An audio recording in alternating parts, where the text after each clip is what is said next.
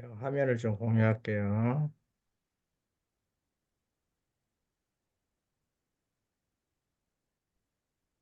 화면이 보이십니까? 네, 네. 네, 그러면 시작하겠습니다. 교회에서 우리가 이제 소그룹을 교회에서 계속 수년 동안 강조를 했지만 소그룹이 대체 뭐길래 그렇게 강조를 많이 하나 뭐 이렇게 의구심을 갖고 계신 분도 있을 거고 소그룹의 실체가 어떤 건지 또 정확하게 이해를 못 하시는 분들도 있을 겁니다. 그래서 오늘은 이 소그룹의 중요성과 실제로 소그룹은 어떻게 운영하는 건지 그러한 내용에 대해서 함께 배워보는 시간을 갖도록 하겠습니다.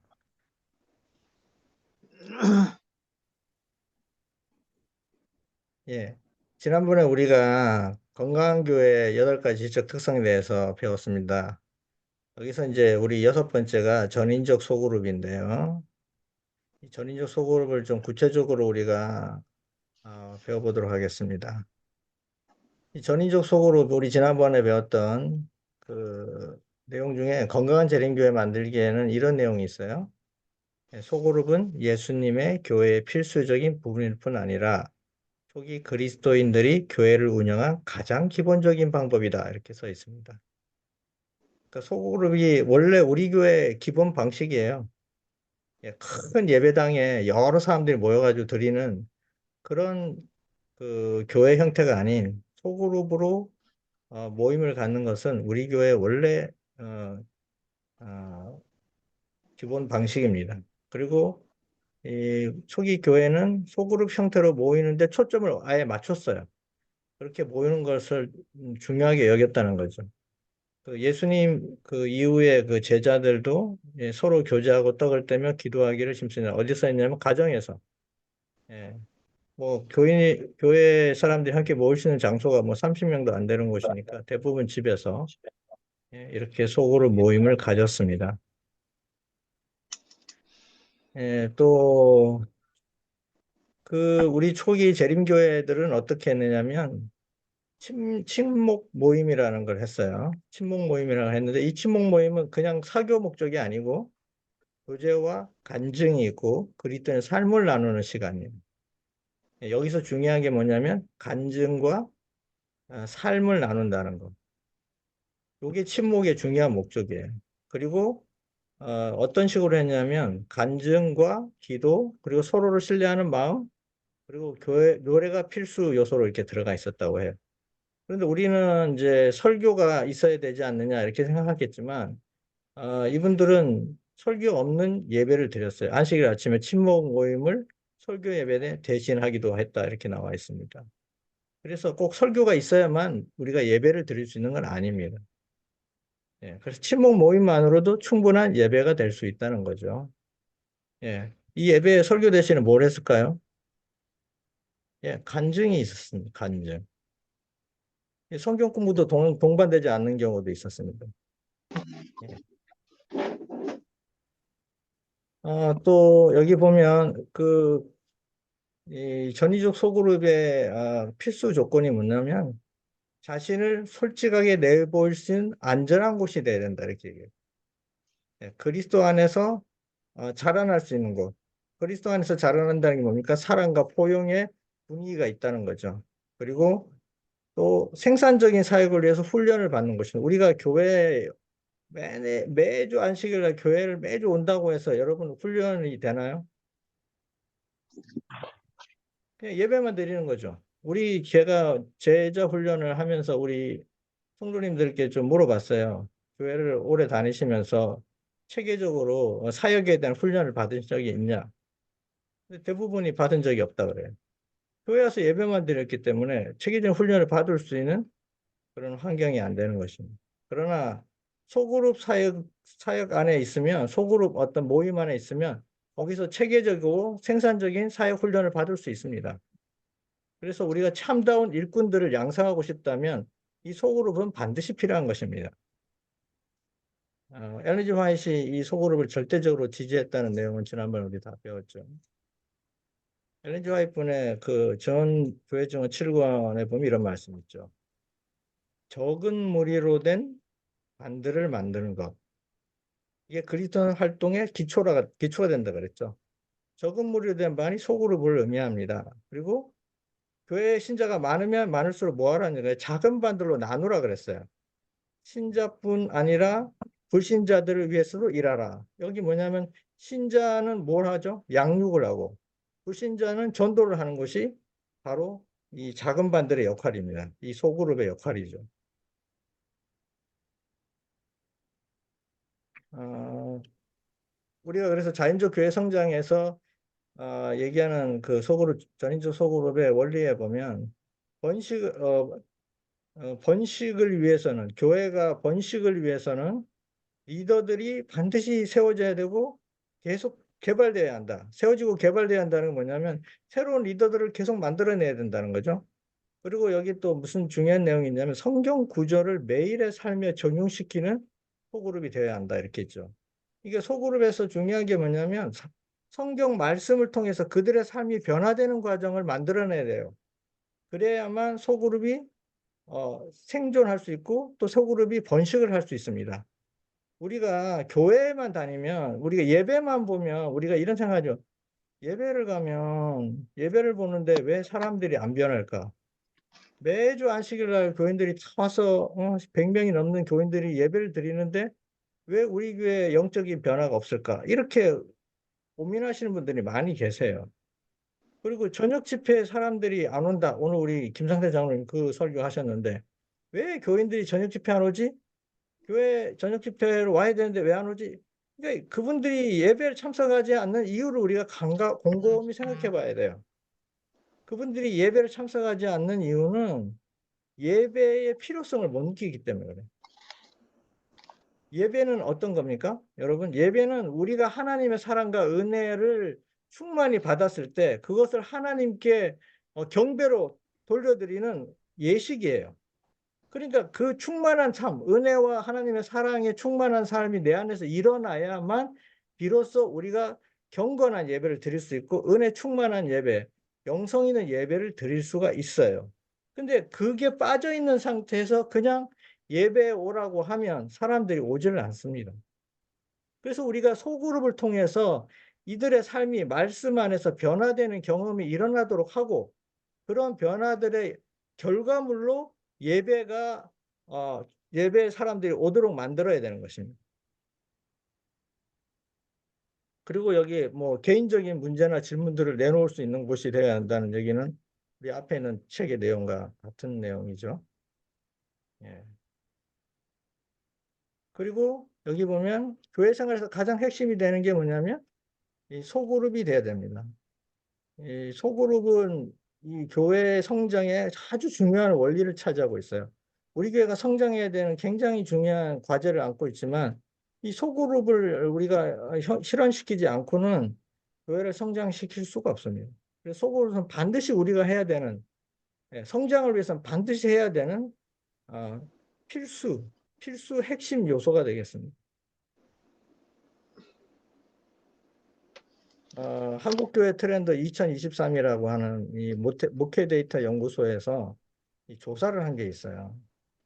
이런 코로나 시기, 코로나 이후에 그전부터도 이미 한국교회는 굉장한 침체기를 겪고 있었습니다. 우리 교회뿐만 아니라 대부분의 한국교회들이 지금 거의 지금 침체를 면치 못하고 있는 상황이에요. 그런데 코로나가 터지면서 더 심각한 상황이 발생했죠. 그래서 사람들이 굉장히 코로나 이후로 교회를 많이 떠났어요. 우리 교회에서도 젊은 사람들이 교회를 많이 떠났습니다. 코로나 이후로. 제 주변에도 그런 분들이 제가 많이 알고 있습니다. 그런데 그럼에도 불구하고 성장하고 있는 교회들에 대한 연구를 했어요. 그런데도 어떻게 성장하는 교회들은 어떻게 성장했는가 이런 것에 대한 연구를 했는데 이 성장하는 교회의 핵심 특징 두 가지가 뭐였냐면 계속해서 변화와 개혁을 시도하는 교회들입니다. 어, 그리고 소그룹을 중심으로 하는 교회, 그리고 소그룹을 지속적으로 운영하는 교회들은 그래도 이런 환경에서도 여전히 성장하더라는 것입니다. 이 지용근 대표라는 분이 이 세미나에서 한 얘기를 한번 들어볼까요? 또 하나 이건 목사님들한테 좀 의미 있는 데이터인데요. 맨 왼쪽 볼게요. 나는 우리 교회에 대해서 강한 소속감을 느껴요. 강한 소속감을 느낀다. 강한 소속감을 느끼는 사람들의 비율입니다. 그런데 현장 예배자가 강한 소속감을 느끼는 사람이 비율이 45%예요. 아무래도 높죠, 그죠? 그 다음에 온라인 예배자들은 24%밖에 안 돼요. 그리고 두 번째 그래프 볼게요. 소그룹 활동자. 소그룹을 정기적으로 활동하는 사람은 나는 우리 교회 강한 소속감을 느끼는 사람이 57%나 돼요. 다시 얘기하면 현장 예배자보다 소그룹 정기적으로 활동하는 사람의 소속감이 더 높아요. 이거를 목사님들 아셨으면 좋겠어요. 근데 오른쪽 볼까요? 소그룹 활동자별로 현장 예배 참석률을 보니까 소그룹을 정기적으로 참석하는 사람이 현장 예배 참석률이 제일 높아요. 그러니까 지금 30, 40대가 지금 온라인 쪽으로 다 숨어 있잖아요. 교회 안 나오잖아요. 30, 40대로 현장 예배를 끌어들일 수 유일한 방법이 온라인, 그 유일한 방법 소그룹입니다. 소그룹. 이 사람들을 동질적인 취향이나 그걸 맞춰가지고 소그룹으로 일단 오게 하고, 아이 집사님 여기 좀 잠깐 나와서 우리끼리 좀 얘기 좀 하자, 이런 소그룹 밥 한번 먹자, 이런 소그룹을 끌어내서 거기서 교제를 나누고 삶을 나누면서 현장 예배 오게 하는 그런 방법이라는 거죠. 그래서 이걸 저희끼리 좀 스타들 예. 그래서 이제 결론은 이렇습니다. 제가 넘어갔네요. 교회 참석률을 높이기 위해서, 현장 예배 참석률을 높이기 위해서는 소그룹을 활성화시켜야 된다는 겁니다. 소그룹의 참석률이 높은 사람들이 현장 예배도 더 열성적으로 참석하게 된다는 것입니다. 예. 우리가 삼직열린교회가 코로나 기간에 굉장히 큰 성장을 했다는 걸 우리 지난번에 우리가 들은 적이 있죠. 우리 김영희 장로님을 통해서. 그 교회가 온라인으로 계속 코로나 기간에 온라인으로 예배를 드렸음에도 현장 예배가 시작될 때 그 온라인에 있던 그 소그룹 멤버들이 전부 다 예배를 참석하게 됐어요. 이것은 참 놀라운 일이죠. 그러니까 소그룹 활동은 온라인이든 오프라인이든 소그룹 활동이 이루어지는 곳에서는 현장 예배에 대한 참석률도 훨씬 더 올라간다는 걸 우리가 알 수 있습니다. 그래서 우리가 저녁 예배 지금 우리 교회 굉장히 고민이 많잖아요. 저녁 예배의 30, 40대들이 참석을 거의 안 해요. 줌으로도 안 들어와요. 그럼 이 사람들을 어떻게 우리가 예배에 참석시킬 거냐? 그건 바로 소그룹 예배를 통해서 그걸 할 수 있다는 좋은 이 데이터를 우리한테 보여주고 있는 겁니다. 예. 전인적 소급이라는 건 아까 우리가 설명했지만 영적인 세움이 있어야 됩니다. 돌봄이 있어야 되고 그곳에 가면 내가 치유받아야 영적으로 정신적으로 치유받을 수 있는 곳이어야 되고 또 전도가 이루어져야 되는 것입니다. 단순히 친목이나 교제만을 있어서 있는 목적으로 있는 것은 생명력이 없습니다. 그리고 이 소그룹은 너무 크면 안 됩니다. 그래서 12명 이내, 12명 이내로 구성하도록 그렇게 대부분의 책들이 이렇게 얘기하고 있습니다. 소그룹을 연구하는 모든 책들이 똑같은 얘기를 하고 있더라고요. 제가 여러 가지 소그룹 책을 읽어봤는데 그러면 소그룹이 아닌 건 어떤 거냐? 사교 모임. 뭐 끼리끼리 모여서 하는 뭐 이렇게 뭐 친목 모임, 파당 모임. 그다음에 성경 공부 위주로 하는 우리 교회도 성경 공부만 하는 모임이 있어요. 그건 소그룹이 아니에요. 선교 목적이 아니기 때문에 전도 목적이 없어요. 그다음에 우리 교회 기도 모임이 있어요. 새벽 기도회. 이거는 기도만 하는 거기 때문에 전인적 소그룹이 아닙니다. 이것도 소그룹이라고 할 수가 없고. 그다음에 이제 직원회라든지 찬양팀 뭐 이런 것들은 다 업무 목적으로 있는 거지 이건 소그룹이라고 할 수가 없죠. 예. 그다음에 소그룹의 형태를 갖추고 있긴 한데 전도가 이루어지지 않고 양육이 이루어지지 않으면 이것 또한 소그룹이라고 할 수가 없습니다. 예수님이 세우신 소그룹이 있어요. 12제자를 소그룹을 세우셨죠. 예, 전도하고 그들을 양육하고 사역하게 하고 리더 훈련을 통해서 예, 세상에 복음을 전파하는 기초를 놓으셨습니다.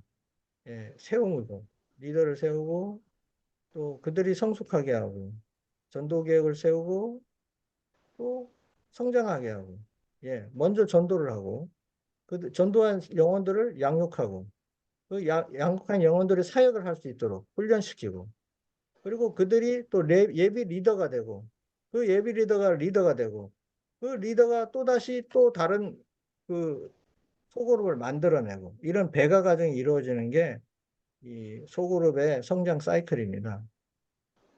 성공적인 소그룹의 핵심 요소가 게이트웨이 교회 잔이왕 장로님이 쓰신 성공적인 교회 7가지 역량에 보면 이런 말씀이 있어요. 핵심 요소가 뭐냐면 공동체입니다. 소속감을 만들어야 돼요. 소그룹이 성공적인 곳은 소속감이 생겨요. 그 다음에 강력한 리더십, 지도력과 분명한 방향 제시를 하게 됩니다. 예. 그리고 전도에 초점을 맞추죠. 영혼 구원에 초점을 맞춥니다. 소그룹이 존재하는 목적도 교회가 존재하는 목적과 똑같아요. 영혼 구원입니다. 책임, 예, 영적인 성장을 촉진하는 이 책임이 필요하죠. 그 다음에 번식을 위한, 재생산을 위한 신자들의 훈련이 필요합니다. 예. 이런 훈련들을 우리가 예배만 가지고는 할 수가 없습니다. 예. 단순히 교회에서 모여서 하는 전체 모임에서 하는 예배만으로는 이런 훈련을 할 수가 없어요. 소그룹 안에서 이게 가능합니다. 소그룹의 원리를 한번 보겠습니다. 교회는 소그룹 리더에게 다른 사역을 맡기지 않으며 최고의 지도자를 리더에 배치한다. 이 소그룹 리더가 얼마나 중요하냐면 한 작은 교회를 맡은 책임자라고 보시면 됩니다. 작은 교회를 맡은 책임자. 그렇기 때문에 이 사람에게 다른 사역들을 막 맡기게 되면 이 사람이 이 사역에 직장할 수가 없어요. 그래서 이거 하나만으로 굉장히 중요한 역할이라고 우리가 생각하고 그에게 그 사역에 집중할 수 있도록 해줘야 됩니다.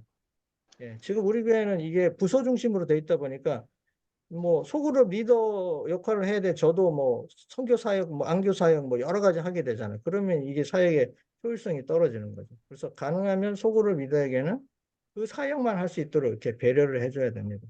그리고 구도자가 없다면 소그룹이 아니다. 이건 우리 아까 얘기했던 거예요. 그죠?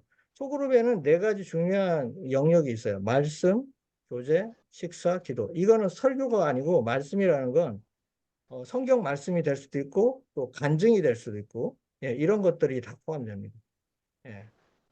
그 다음에 소그룹 사역에서 성공적인 교회 7가지 역량에 보면 반드시 뭐가 있어야 되냐면 리더만 있어야 되는 게 아니라 보조 리더, 부리더가 있어야 됩니다. 왜 부리더가 필요할까요? 배가를 해야 되잖아요. 다시 또 다른 소그룹을 만들어야 되잖아요. 그러면 누가 또 리더를 해야 돼요? 보조 리더가 다시 리더가 돼야 되는 것입니다. 그래서 리더를 반드시 세우고 그 보조 리더도 부 리더도 반드시 있어야 됩니다. 우리 교회가 참 안타까운 부분이 뭐냐면 리더 역할을 하실 분들이 다 노령화돼 있어요. 예, 장로님들이나 나이 많으신 여집사님들이 다 리더입니다. 근데 젊은 리더들이 없어요. 그러다 보니까 나이가 많으셔도 60, 70대 이렇게 되셔도 계속해서 교과를 가르치는 뭐 교사를 하신다든지 이런 일을 많이 하시고 지금도 다 리더 훈련 받으러 다 들어오시지 나이 많으신 분들이. 예, 젊은 리더들이 필요합니다. 그래야 우리 이 소그룹은 또 새로운 희망을 가지고 또 새로운 소그룹을 번식시킬 수가 있습니다. 그래서 리더를 키우는 것이 굉장히 중요하고요. 소그룹은 리더 혼자 보조 리더 둘이서 할 수가 없습니다. 한 서너 명 정도의 리더가 또 필요합니다. 이 서너 명의 핵심 멤버들이 함께 사역을 도와줄 때 비로소 효과적인 소그룹 사역이 가능하고 그리고 6개월 정도 동안에 우리가 구도자를 찾지 못하면 그 소그룹은 다시 재편을 해야 됩니다. 다른 소그룹으로 재편해야 됩니다. 만약에 우리가 왜 6개월이라는 기간을 뒀냐면 만약에 6개월 동안 이 구도자가 생기지 않으면 뭐가 안 생기냐면 이 소그룹 사역의 동기를 상실해 버려요. 예. 그 원동력을 잃어버려요. 그래서 뭐가 돼버리냐면 그냥 친목 모임으로 전락해 버려요. 우리끼리 괜찮잖아. 뭐 1년, 2년 지나도 뭐 상관없죠. 우리끼리 친하면 됐지 뭐. 이렇게 돼버려요. 그래서 빨리 우리가 하고자 하는 선교 목적, 전도 목적을 잊지 않도록 하기 위해서 6개월이 되면 우리가 사명을 다하지 못했구나. 다른 방식으로 우리가 소그룹을 다시 재편해서 다시 해보자. 이렇게 자꾸 시도를 해야 된다는 겁니다. 그 다음에 이 소그룹 사역에서 영혼 구원을 하기 위해서는 뭐가 필요하냐면 개인 전도와 소그룹 전도 훈련이 필요합니다. 이 개인 전도와 소그룹 훈련을 또 우리가 다음에 체계적으로 또 배울 기회가 있을 겁니다. 제가 이 10주 동안 프로그램 안에 있으니까 그때 배우도록 하겠습니다. 그럼 소그룹이 실패하는 원인은 어떤 게 있을까요? 소그룹 실패하는 이유는 부서 기반으로 운영되는 수많은 교회 프로그램 중에 하나로 취급되게 됩니다. 소그룹을 지금 우리는 어떻게 보면 지금 현재 우리 교회 상황에서는 부서 중심으로 된 교회잖아요. 거기에 소그룹이 한 부분을 차지하고 있어요. 그런 식으로 해가지고는 우리가 소그룹을 성장시킬 수가 없어요. 제대로 된 소그룹이 나오지 않습니다. 실패하는 교회들의 대부분이 소그룹을 한 파트로, 한 부서 사업으로 이렇게 취급을 해버리는 경우에 소그룹이 실패합니다. 제가 지금 우리 서울이나 이렇게 소그룹을 시도하고 있는 교회들을 보고 있습니다. 기존 교회들. 원래부터 소그룹 중심으로 만들어지지 않은 기존 교회들이 소그룹 중심의 교회로 이렇게 변화하려고 시도하는 교회들을 제가 계속 모니터링하고 있는데 그 교회들이 잘 안 되는 이유들을 제가 보면 대부분 다 한 부서 사업으로 이렇게 넘겨놨어요. 뭐 선교회에서 하는 부서 사업. 그런 식으로 하면 소그룹이 성장할 소그룹이 제대로 성장하면 전 교회가 다, 전 교인이 다 이 소그룹에 참여해야 됩니다. 예. 소그룹이 이 교회 사역의 핵심이고 이 중심 사역이 돼야 됩니다. 그래야만 소그룹이 성공할 수 있습니다. 그 다음에 소그룹 리더들을 체계적으로 훈련시키지 않으면 실패한다고 얘기해요. 그래서 우리가 지금 소그룹 리더 훈련하고 있습니다. 제가 부족하지만 저보다 이제 더 훈련을 잘 할 수 있는 리더가 또 나오기를 바라고 이 훈련이 계속 지속적으로 성장하고 업그레이드 되고 저보다 더 훌륭한 리더들이 계속 이런 사역을 계속 이어받아야만 예, 소그룹은 실패하지 않습니다. 그 다음에 구도자를 얻기 위한 어장이 없기 때문에 이 말은 뭐냐면 우리가 개인적으로 이렇게 구도자를 이렇게 여러분 알아서 구도자 데려오세요. 전도회 기간 되면 우리가 뭐 여러분 주변에 아는 분들, 여러분 평소에 말씀을 이렇게 전했던 구도자들 데려오세요. 이렇게 하잖아요. 그냥 개인 전도 방식에 그런 뭐 전도도 뭐 안 되는 건 아닙니다. 그러나 우리가 특별히 어떤 타겟을 정해야 돼요. 우리가 전도 대상 타겟을 정해야 돼요. 우리는 이런 타겟을 어떤 목표를 두고 어떤 그 전도 어장을 목표로 두고 우리가 전도 계획을 세워야 되는 겁니다. 뭐 예를 들면 우리가 이번에 그 청소년부에서는 코딩이라고 하는 이제 전도 전략을 세웠어요. 이 코딩을 제가 이걸 왜 좋은 우리 교회 그 성장 그 어떤 도구로 생각하냐면 이 코딩은 지금 우리 한국 사회뿐 아니라 전 세계가 관심을 갖고 있는 AI라고 하는 인공지능의 그 활용을 위해서는 코딩의 훈련을 받은 사람들이 앞으로 더 장래가 유망하고 오히려 기존의 어떤 그 기득권이라고 할 수 있는 의사나 뭐 변호사나 학교 선생이나 이런 사람들이 이제 거의 역할이 없어지는 시대가 돼버려요. AI가 다 설명해주고 가르쳐주고 뭐 궁금한 거 있으면 그들이 다 상담해주고 이런 시대가 돼버렸거든요. 이런 환경에서는 이 AI를 잘 활용하는 사람, 인공지능을 잘 활용하는 사람만 생존할 수 있는 시대예요.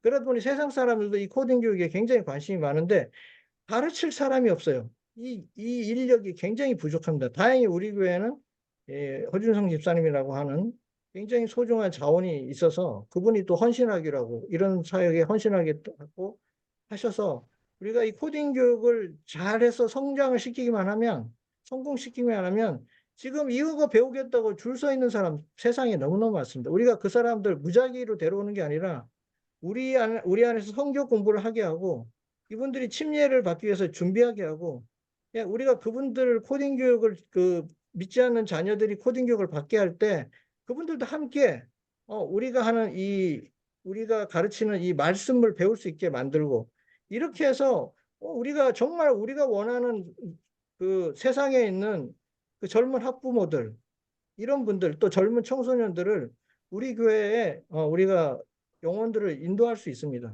그런데 어장을 이렇게 타겟을 정해서 우리가 전략을 짜는 것도 굉장히 중요하다는 거죠.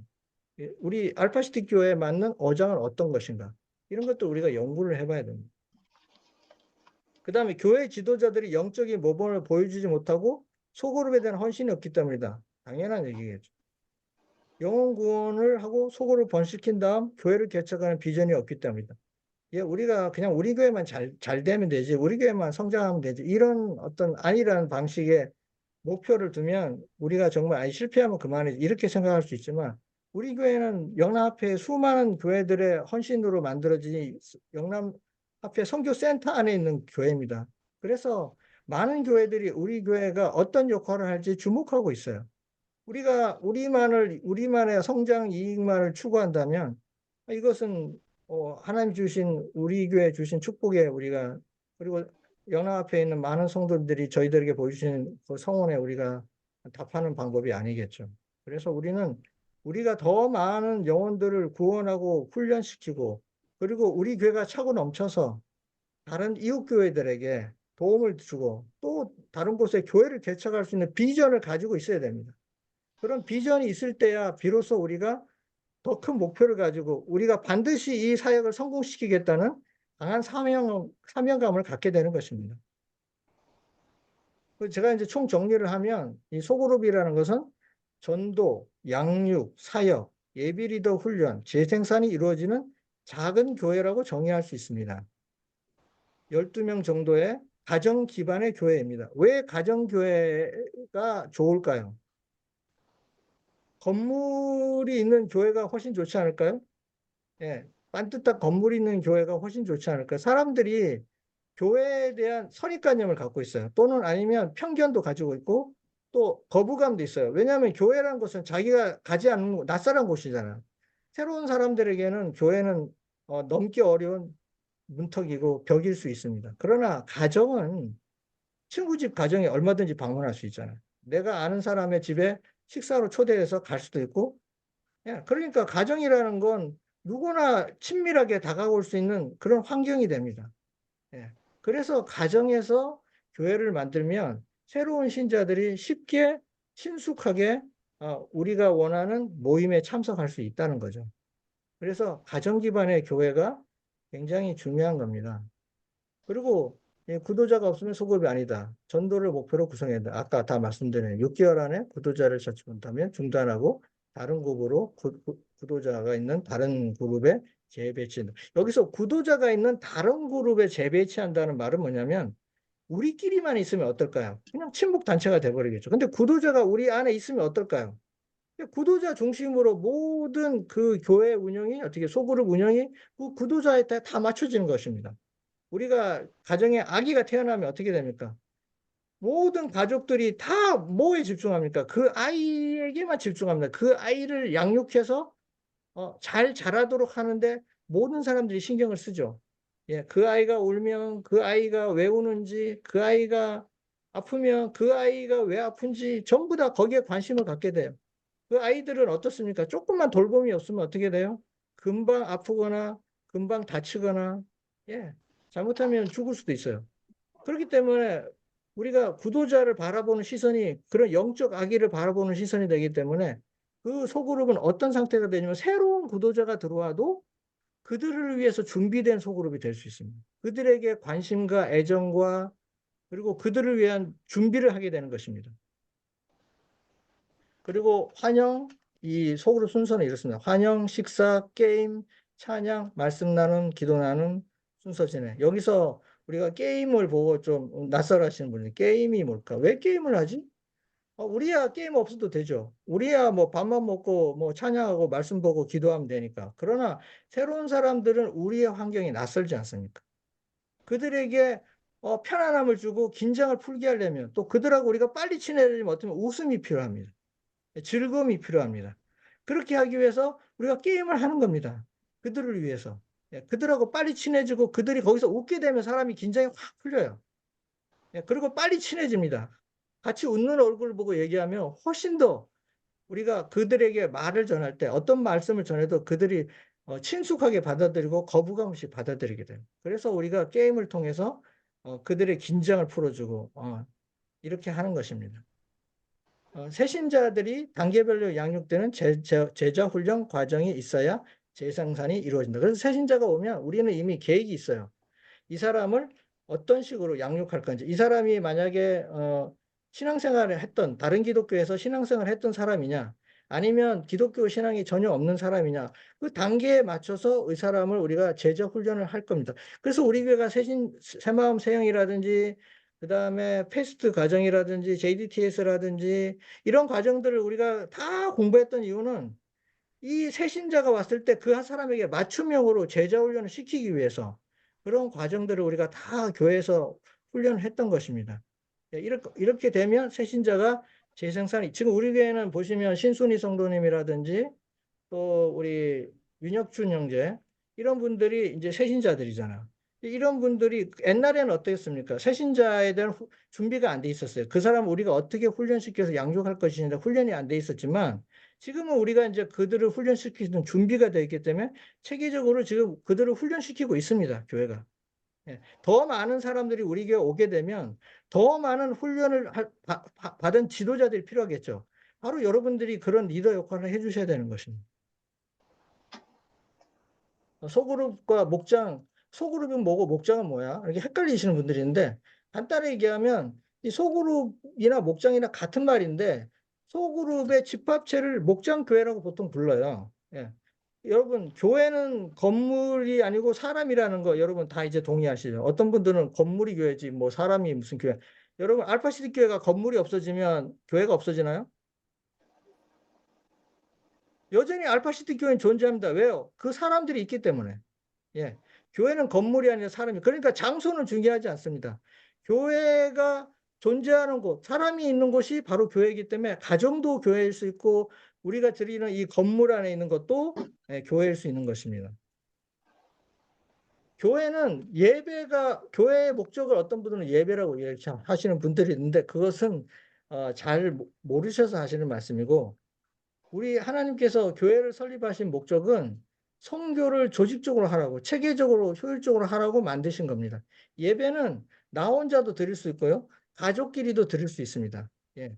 교회에서만 꼭 예배를 드릴 수 있는 거 아닙니다. 예배는 이 교회의 활동 중에 한 부분이고 가장 중요한 목적은 이 선교가 되겠습니다. 이 목장교회는 뭐냐면 작은 교회 내 작은 교회들, 교회 내 작은 교회들을 우리가 목장교회라고 부릅니다. 작은 교회들이 모여서 목장교회가 되는 것입니다. 그리고 이 교회에 두 날개가 있는데 그게 뭐냐면 대그룹 모임. 우리가 지금 예배드리는 이 모임 있지 않습니까? 안신학교, 그 다음에 대회예배, 설교예배 이런 것들이 대그룹 모임이고, 그 다음에 주간이나 또는 안식일에 또 오후에 또 활동하는 모임들, 그죠? 그리고 이런 것들은 다 소그룹 모임이에요. 근데 이 소그룹 모임과 대그룹 모임이 다 중요합니다. 우리는 대그룹 모임만 가지고 교회가 성장할 거라고 기대하시면 안 돼요. 이 소그룹 모임이 반드시 한 축을 이루고 있어야 됩니다. 날개 한 축을 이뤄야만 두 날개로 날 수가 있습니다. 소그룹 모임은 또 그래서 결국은 뭐냐? 하나의 교회라고 우리가 인정해야 되는 것입니다. 이렇게 하면 우리가 저녁 예배를 꼭 건물 안에 와서 다 모여서 예배를 드려야만 예배라고 생각하지 않을 수 있습니다. 가정에서 드려도 그것도 예배이고 그것도 교회라고 우리가 생각해야 되는 것입니다. 그러면 이제 마지막으로 영상을 하나 우리 전에 한번 제가 그 금요 저녁 시간에 보여드린 영상인데 그래도 한번 보시고 소그룹 중심의 교회들은 어떻게 어, 운영하는지, 목장을 이 소그룹을 어떻게 운영하는지를 보여드릴 건데, 여러분 수천 명, 수만 명 되는 교회들, 이 교회들도 수만 명짜리 교회, 몇만 명 되는 교회인데, 이런 교회들도 그 수만 명을 장로나 소수의 장로들과 목사들에 의해서 그들을 관리할 수 없어요.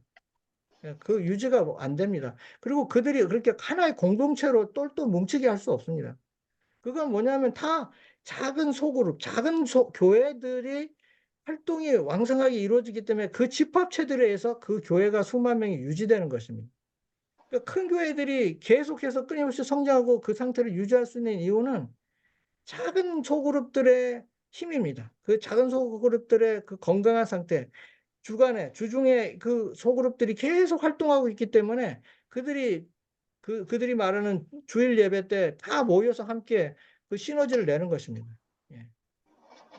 한번 영상을 소그룹 예배 진행 순서가 이렇게 아까 말씀드린 것처럼 환영과 경찬, 그리고 말씀 나눔, 그리고 소통, 소통 사역이 있습니다. 이제 우리가 소그룹을 이제 설교를 하려고 하면 돼요. 소그룹은 설교를 하는 시간이 아니고 말씀을 나눌 때도 말씀을 한 사람이 가르치는 게 아닙니다. 그 말씀을 똑같이 거기 구성원이 4명이면 4명이 똑같이 5분이면 5분씩 그들이 말씀을 할 수 있게 기회를 줍니다. 그 말씀을 자기가 어떻게 이해했는지 또 내가 이 말씀을 통해서 내 삶에서 어떤 것을 깨달았는지 그리고 그걸 내 삶에 어떻게 적용할지를 그들이 다 객관적으로 공정하게 모든 사람이 똑같은 시간에 말씀을 소통하도록 리더들이 그렇게 잘 안배를 하고 그렇게 운영을 하는 것입니다. 그래서 리더가 뭐 설교를 하거나 리더가 성경 공부를 가르치거나 그런 게 소그룹 예배가 아닙니다. 성경 공부는 구도자가 성경에 관심이 생기면 그 사람을 1대1로 따로 나중에 가르쳐야 돼요. 나중에 그 사람들만 따로 빼서 1대1로. 이 소그룹 예배 시간에는 모든 사람이 함께 자기의 목소리를 낼 수 있도록 참여할 수 있게 만드는 게 중요한 핵심 포인트가 되겠습니다. 목장 예배 순서, 이거는 이제 삼립 열린교회에서 하는 목장 예배 순서인데, 환영 레크레이션 20분 이내, 경창 기도, 광고 10분 이내. 그리고 이제 소그룹은 크게 이제 두 가지로 나누는데, 말씀 나눔, 아까 얘기한 말씀 나눔, 그럼 사역 나눔이라는 건 뭐냐면, 내가 일주일 동안 생활하면서 삶 속에서 뭐 주님을 위한 뭐 선교 사역을 했다든지, 뭐 구도자를 만났다든지, 뭐 하나님께 받은 은혜가 있다든지 이런 것들을 나누는 시간입니다. 예. 그래서 같이 그걸 소그룹에 있는 사람들이 공유를 하는 거죠. 예. 그 다음에 이 말씀 나눔이 다 끝나고 소그룹이 끝나고 나면 그 다음에는 리더들만 따로 모여서 또 회의를 합니다. 자기네 목장 예배가 어땠는지, 우리 목장 예배가 어땠는지를 서로 이제 알리고, 또 구도자들이 그 안에서 있었다면 구도자들의 상태가 어떤지, 어떤 변화가 일어나고 있는지, 그럼 다음에 그 구도자를 어떻게 우리가 관리할 것인지, 그런 것들을 논의하는 시간이 됩니다. 예. 그런 것들을 하게 되는 것이죠.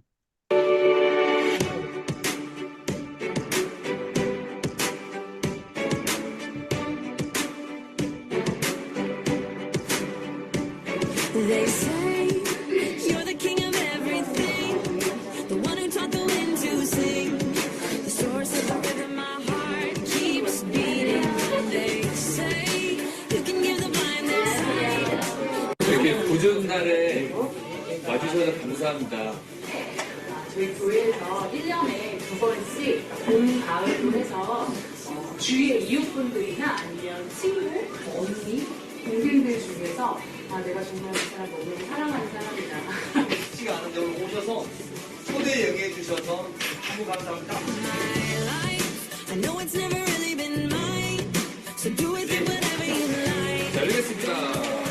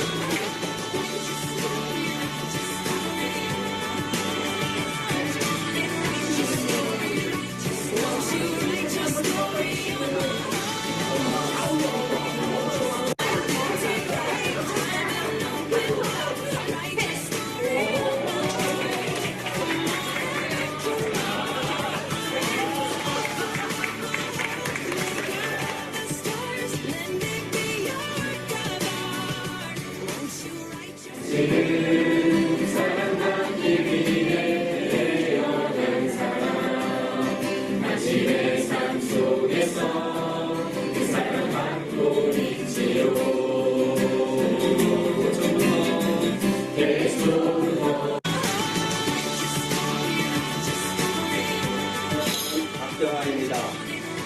저의 믿음의 계보는 할아버지 때부터 이어져 내려왔습니다. 굳건한 믿음을 가지고 있는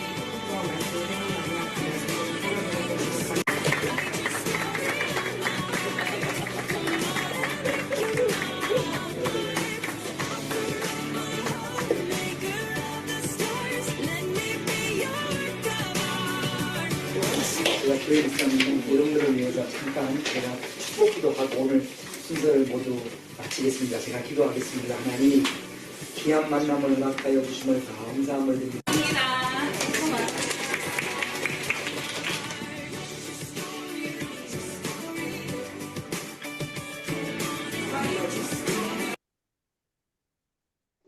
예, 이상으로 오늘 강의를 마치겠습니다.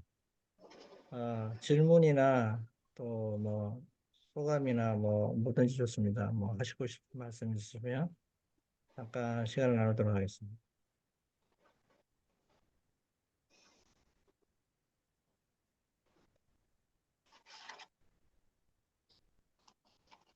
형들이 전혀 심각한 표정으로 바라보시고 계셔서.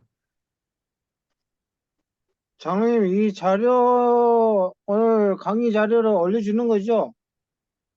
예, 이거 영상으로 다 올라가고요. 또 파일로도 제가 올려드립니다. 아,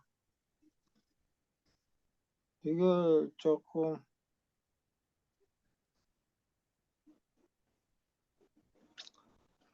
워낙, 이상학 워낙, 장로님 음소거 돼 있습니다. 음소거. 이상학 장로님.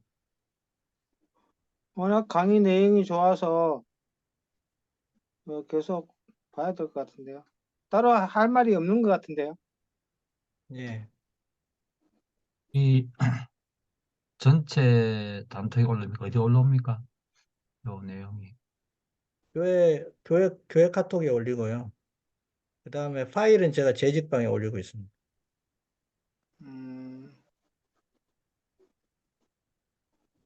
이거 혹시 장로님 수고하셨습니다. 복사도 해줄 수 있어요? 예, 파일 요즘 원하시면 전기가, 제가 요즘 뭐 전기가 잘 돼 노트북을 있어서, 가져오시면 제가 예, 넣어드릴게요. USB로 넣어드릴게요. 자, 한번 좀, 그러면 오늘 뭐 특별한 뭐 말씀이 없으시면, 내일은 또 50대 강의가 있으니까 뭐 듣고 싶은 분은 내일 또 들어와서 말씀만 하시고 들으시면 됩니다. 예, 감사합니다. 요것으로 오늘 마치도록